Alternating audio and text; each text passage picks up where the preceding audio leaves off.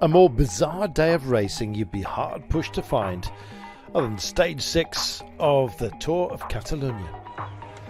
Well, it was supposed to be a mountains day, destination Queralt with the mighty Pradell climb.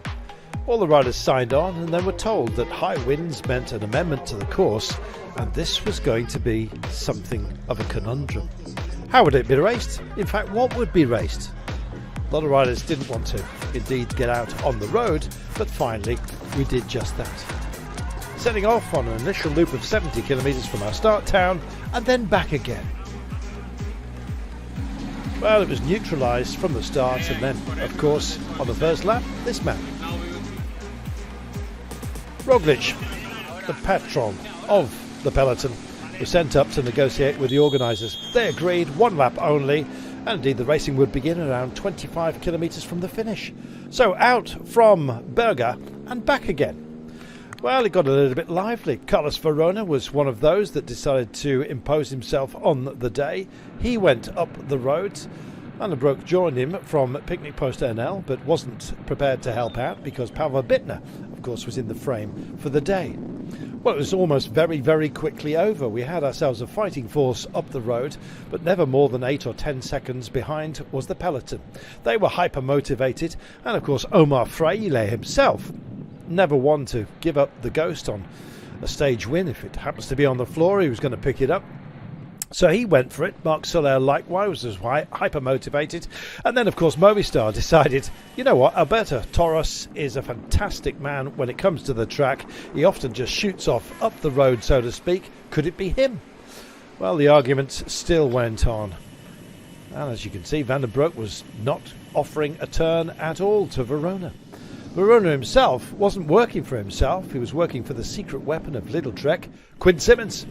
Suddenly, Ineos Grenadiers got the bit between their teeth and the kilometres were running out. So what had proven to be a kind of a strange day, a bit of a stalemate, suddenly turned into a hyper-action finale. And with a couple of very, very focused turns at the very last, how would this one pan out? The rolling attacks came as the front group were just shattered by the pressure from those behind.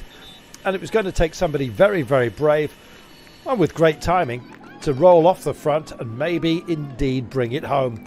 At the Flamme Rouge, none other than Quinn Simmons launched, leaving his teammate Verona behind, and everybody else wondering how, and indeed, this one would pan out. Who would pick up the pieces? Pavel Bittner it was that responded first, but then hesitated, didn't want to drag anyone else into the frame. And gone was Quinn Simmons. He was up the road. Could he hold on? That was the big question.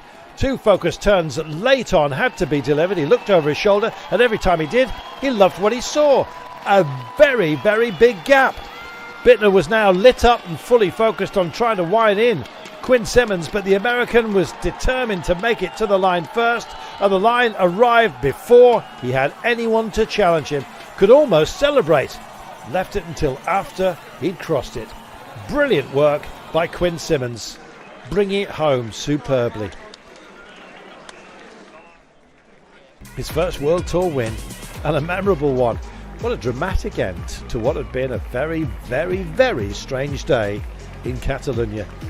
High winds of over 100 kilometres an hour, essentially shortening the day. But what drama we had. Short and sweet, you might say, especially if you're Quinn Simmons. Well, the neutralisation meant that everything stayed precisely as it was overall. This was Quinn Simmons taking it ahead of Bittner. Strong was in there. Voldagger, Van Eetveld, Vernon, Vendram, Godin. But, of course, our overall leader remains Juan Ayuso. Just 1 second separating him from Primož Roglic overall. And those seconds are up for grabs tomorrow. Not only at the finish line, but, of course, intermediate sprints as well. Barcelona is our destination. It's going to be crazy. This race certainly is.